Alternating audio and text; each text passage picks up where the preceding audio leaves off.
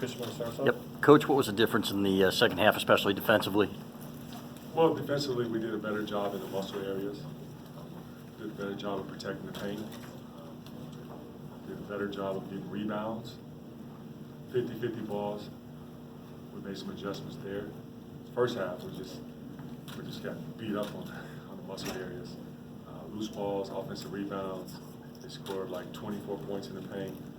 It just wasn't Michigan basketball in the first half.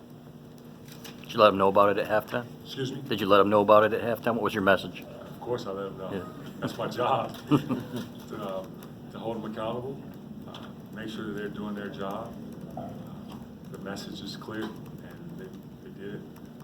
They applied what we teach, what we worked on throughout the week to prepare for it. It's great. Middle with Orion. Juwan, what do you think allows Xavier to be so effective out of ball screens? Because he's patient, he's very crafty and smart.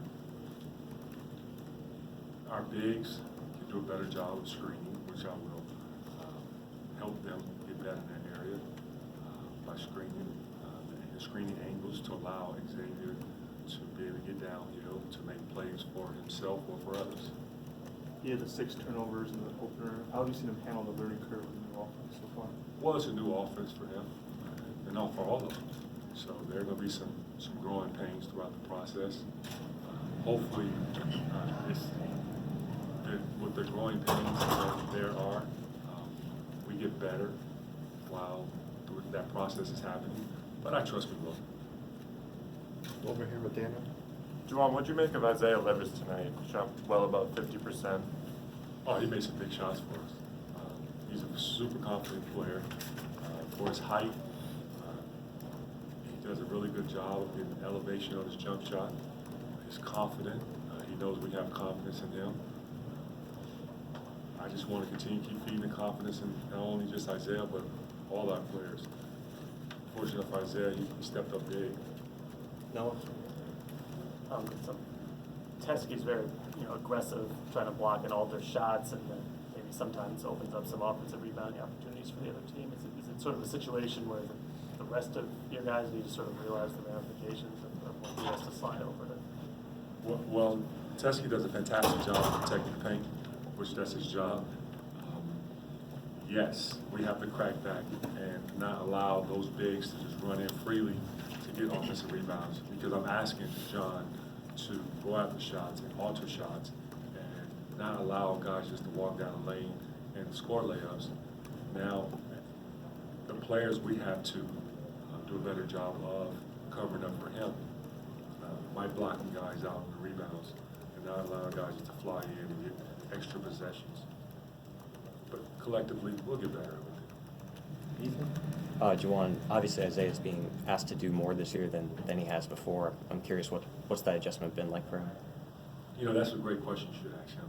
But I think he's done a fantastic job of embracing it. Because with the confidence and as well as the, how we're going to lean on him from offensive end and defensive end. Because I've challenged him to become a two-way player, not just on the offensive end. And he's going to get some reps. He's going to get a lot of looks. I'm going to run plays for him because I trust him, and he's a very highly skilled basketball player. Chris. Talk about John's play down the stretch and the big buckets he gave you there at the end. That was huge. Big fella was working hard out there, and that means all of them were. But Big John, I know at times he got a little tired, and you're playing against a team who play with pace. They're a very quick team. They love to get up and down in transition. As you witness, they also shoot the threes in transition, as well as they want to put our fives in a lot of ball screens to make them guard. Guards are getting screened. Bigs are, up trying to help out on the screens. So it's a lot of movement that the offense, that Creighton's offense provided. What we did was we tried to make them more comfortable at times, and more importantly, make sure that their possessions, they had to work for every point that they earned. Jacob. Yeah, so, hi, Coach. So the first half seemed to be characterized by a lot of kind of. I'm sorry, can you repeat that? Yes, sorry. The first half seemed to be characterized by a lot of three-point shooting, and the second half was more play for your big men. I was wondering what the difference kind of in offensive strategy was versus the second half, and which one was maybe more aligned with the strategy heading into the game. Well, we always try to get the best shot possible. no matter if it's the first or second half. I'm not going to tell you, or I'm not going to tell the other teams what our strategies is. Overall, we just want to make sure that we establish a balanced basketball game so we can compete. Take a couple more, Tom. Yeah, Juwan, I was just curious from a personal standpoint, game 1 to game 2 as head basketball coach at Michigan, what did you learn from game 1 in this new role that you incorporated in game 2? Well, it doesn't get easier. Appalachian State was a super competitive team, and you witnessed it by the way how they competed from start to finish, didn't give up. Creighton, another Big East opponent that's going to give a lot of teams, a lot of havoc, a lot of problems. Unfortunately for them, they missed out on 2 of their best players because of injuries. But our road is not going to get easier. We're playing a very good competitive schedule for non-conference play that will allow us to get better and better game by game to prepare us for our Big Ten season, which is coming up very soon, right around the corner. But as a coach, I would just continue to try to put ourselves and put our team in the best position to win. And when I'm not doing my job, I'll be the first to admit where areas where I need to improve to get better. Brendan?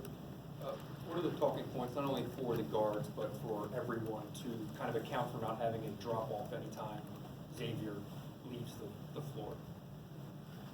Can you repeat the first part of the question? What are your talking points with everyone from the guards to the front court in terms of being accountable for everything when Xavier's off the floor, because he does so much when he's out there that when he leaves the floor, it does seem like it can be sometimes dramatic. It wasn't the first game. When he wasn't out there, it seemed a little bit smoother tonight, though, when he kind of came in and out. Well, we are 15 strong, so we have the next man mentality that if one of our guys go out, no matter who he is, next man up, and I trust with all the reps and all the teaching and developing that me and my staff has done, and our team buying into what we are, how we're going to play, that we trust and believe that the next guy coming in to replace him, we're not going to miss a beat. That's our goal and that's our intentions. Yes, when your best player does go out, do I happen to lose a heartbeat or something, or does my heart skip a beat? Yes, it does, because he makes my job a lot easier. Fortunate enough, I have to understand and know that there are going to be moments when he's not in the game, but his teammates know that they have to be next man up, step up and provide wherever he's off the court, be ready to step in and deliver. Eli, David DeJulius, they both did a fantastic job by collectively stepping in and providing that what we needed when X was out of the court. James, you want to close this out? Juwan, I guess what lessons did you guys learn from the first game that I guess helped you in terms of the game execution? Well, that's an excellent question. Turnovers. 18. Last game tonight we had 11. Still uncharacteristic for us in some of those turnovers that we have. But coaches, we're not happy. We're never happy with certain areas. We always feel that there's areas we can get better with. We're just perfectionists.